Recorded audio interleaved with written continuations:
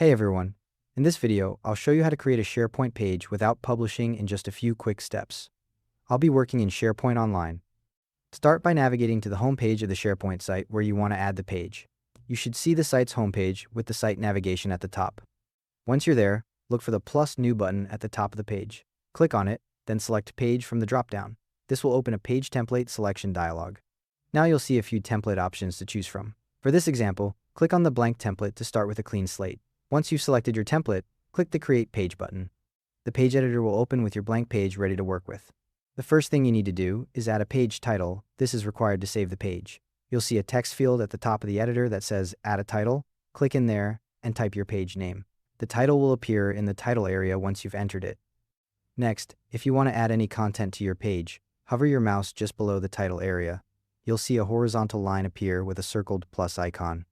Click on that plus icon and the web part picker will open, showing you all the available web parts, text, documents, video, and more. You can add sections and columns as well.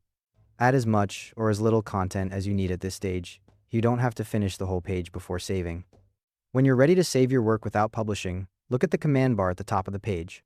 You'll see a button that says either Save as Draft or Save and Close. The exact wording depends on whether your organization has co-authoring enabled, but both do the same thing. Click that button. You'll see a message appear saying your page has been saved and the page will exit edit mode. Here's what you need to know about draft pages. Your audience won't be able to see this page until you publish it. Only people with edit permissions on the site, like site members and owners, can access and view the draft. Regular site visitors who don't have edit permissions won't see it at all. The page is saved as a minor version and sits in the site pages library as a shared draft. When you're ready to make the page visible to everyone, just go back into edit mode and click the Publish button in the upper right corner. That's when your page goes live for all site visitors to see. That's it. Thanks for watching.